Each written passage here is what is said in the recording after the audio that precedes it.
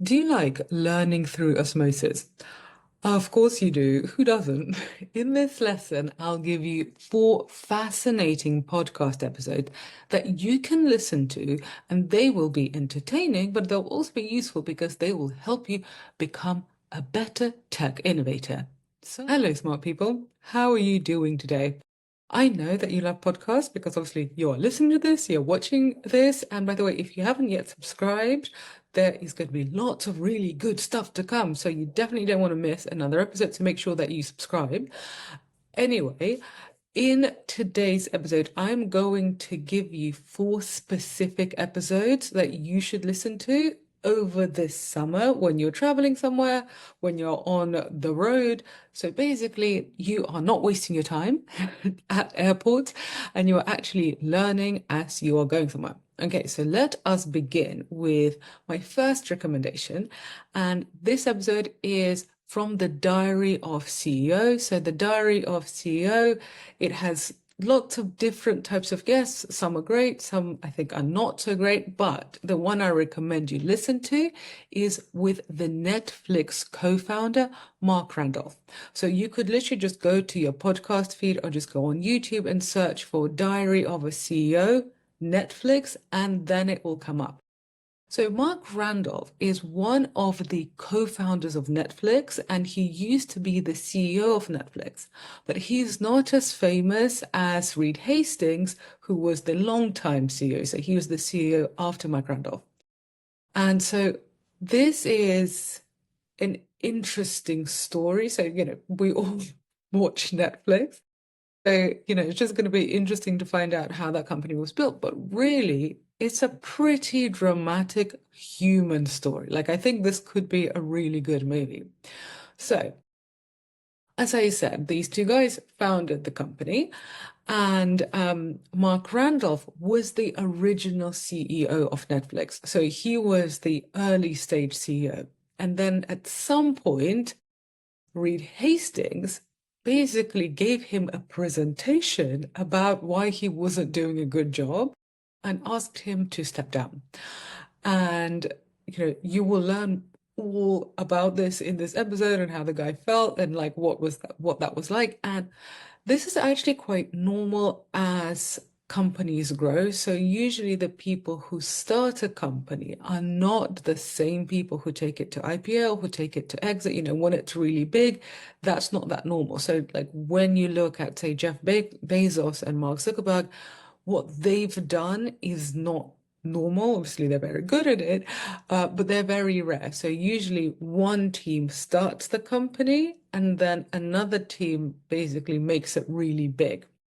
And obviously the people who start the company, they're the ones who make most of the money.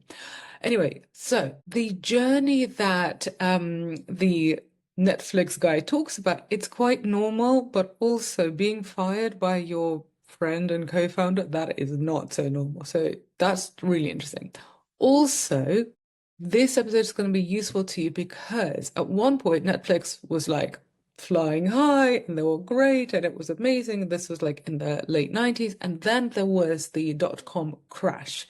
And then all of a sudden, literally just within, a few days, a few weeks, they were not seen as an internet darling anymore, and actually being a dot-com anything was seen as a bad thing, as instead of a good thing. And he talks about what actually happened in the company and what the implications were. But this is really relevant to today because we are living in an AI hype. Right now, all sorts of companies are saying they're using AI when, maybe they're just using ChatGPT to write their emails. And as you would have heard in our previous episode, 2 episodes ago, on AI hype versus dot-com era, there are lots and lots of parallels. So this is why it's going to be useful from a business point of view to understand what was really happening then and what was the impact. And also you'll hear how they basically tried to sell Netflix to Blockbuster, and the Blockbuster management team literally laughed them out of the room. So this is a really, really interesting episode. I sent it to all of my students, and now I am telling you to listen to it. Okay, now let's get to number 2, my second recommendation for you. Something completely different. It is the story of Rose Blumkin, and you can hear that on the Founders podcast. So just search for Founders Rose Blumkin, or I think she's the only Rose that they had profiled. So you could just search for Founders Rose and then you will get it. And I love the Founders podcast. It was actually quite hard for me to choose a particular episode from that podcast because there are so many. I listen to it quite religiously. Founders, basically, Founders is a podcast about what he says that history's greatest entrepreneurs. They're not all entrepreneurs, like there's a profile of Anna Wintour, but essentially history's greatest, I think, innovators would be more accurate.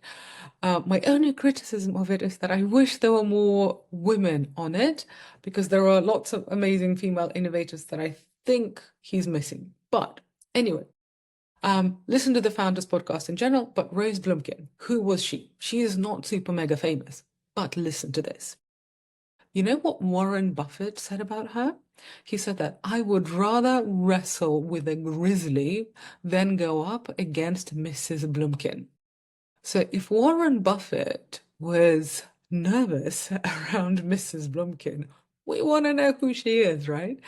So he actually did end up investing in her company, but that's after she rebuffed the Buffett many, many times. Not many times, but like several times. Anyway, so she is a very different innovator to the Netflix guys because she ran a furniture store. So nothing dotcom-y, nothing tech about it. But if you want to create something, you have to listen to how she did it. She had an absolute focus on her customer. She had a maniacal focus on cost control. And whether you're working in tech or whether you're working in anything else, focusing on the customers and focusing on cost, obviously, these are really, really good lessons. And she was also very fierce about her competition. So, according to this Founders episode, apparently she had cuttings, like newspaper clippings, about when companies that were her competitors had filed for bankruptcy and gone out of business. So she just had them in her office, kind of like, like a medieval warlord would have like skulls of their enemies. So she just had all of these clippings of, people who had underestimated her and then ultimately failed all around her. So fabulous. I think that's really fabulous. You're clearly very formidable, and she came from very difficult, very humble beginnings. So it's a super inspiring story with very useful lessons. So again, just search for Founders Rose and you're going to get that. Okay, now again, let's go for a very different vibe. Let's go away from furniture stores to the New York Times Company. So there's another podcast that I love listening to. It's called Acquired. And on Acquired, there are two people, and they're both investors, and they do these really long, very well researched episodes that are super deep dives into a particular company. So the Founders podcast that I just told you about, literally David Senra, that's the host, he reads a biography or an autobiography of an innovator, and then he basically does a summary of what he has learned from that one book. Whereas on Acquired, it's two investors who do a deep dive into a particular company, and so they read all the books, they listen to all the interviews. It's really incredibly well researched. I'm actually surprised they have time to do these episodes and be investors, but that's another point. Anyway, well done to them.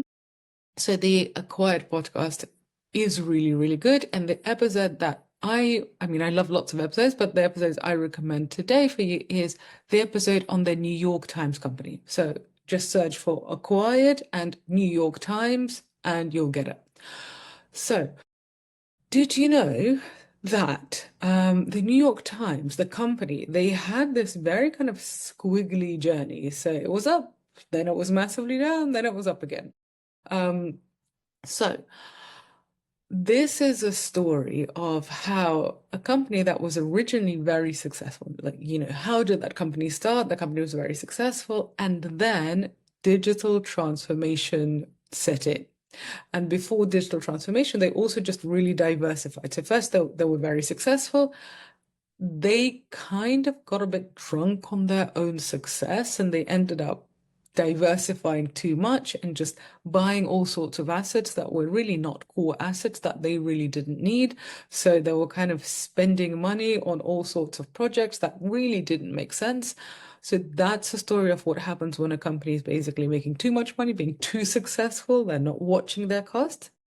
Then tech, digital transformation, iPhone, Google, like that completely changed the media industry, and they really struggled and they nearly went under. And so they had to get rid of all of these pointless assets. And then they actually ended coming through it and becoming a successful and profitable company. But as a business, they look really different to where they were 20 years ago and definitely to where they were when they started. So it is an interesting case study, but also the New York Times is actually, there's family ownership. So it also talks about the people, the passions, the mistakes. So it's super, super interesting. It is quite a long episode, but definitely worth listening to. And it's especially going to be interesting for people who are working in large corporates or who are working in legacy businesses, or maybe if you're working in government because you are thinking about, okay, we've got, a proud history, but, how do we take that proud history and make that a success into the digital age? That's what the acquired New York Times episode is going to help you with. Okay, final episode. My final recommendation for you. Now, you might have already figured out that if you want to do something amazing, like if you want to build a great company, or if you want to just build a great career, it is going to be really frustrating. You're going to have a lot of rejections. A lot of the time, it is just going to be very unpleasant, and it will definitely take you longer than you expected. Definitely. So if you want to do something really amazing, you are basically playing the long game. And we are right now in a time of short attention spans and immediate gratification, right? So when you are feeling like everything is basically just taking too long, then listen to an episode on the Design Matters podcast. So search for Design Matters. And there's an episode with Dorie Clark. So literally, you could just search for Design Matters Dorie Clark and you'll get the episode that I'm talking about. So Dorie Clark is one of my favorite business authors, and she has written Stand Out and she has written The Long Game. She's basically written 4 books, and she's an expert in professional reinvention and building a professional personal brand. So I really, really recommend her work because whatever you want to do, whether you want to create a company, whether you want to lead digital transformation, you want to invest in tech, basically, if you want to do something of note, you have to be noticed. You have to get important people with budgets to trust you with those budgets, right? So in order for that to happen, you have to have an excellent professional reputation. You have to be known as an expert in your field. And Dorie Clark is the person that I go to basically learn how to do that. And in the podcast episode on Design Matters, she talks about the fact that it basically took her ages. It took her much longer than she expected. It took her a lot of rejection. And it took basically, I would say, quite a lot of unfairness for her to, she had to overcome a lot of unfairness in order to get to where she is. Right now she runs a business that's basically just really her. She is at the head of it. It's a very, very lean business, but she's had 4 books published. She's a contributor regularly to the Harvard Business Review. So she got there but she talks about really how long and how difficult it was to get there. So she is really the antidote to all of these people that you might see online, especially on Instagram, being like, I did these 3 things, and then all of a sudden I was successful and a millionaire. Like, that's rubbish. That doesn't happen. Anyway, I have listened to that episode on Design Matters with Dorie Clark probably about 4 times, and it's my go-to episode when I'm feeling a bit sorry for myself. Anyway, I hope that you have found today's lesson useful. If you did, then I'd be super grateful if you just pressed the like button on YouTube, or if you left this podcast a rating and review. It literally takes just a few minutes to do, and a like button, literally just do it with one finger. It's no cost at all. It makes like hardly any difference to you, but it makes a lot of difference to me and to my team. So thank you very much for doing that in advance.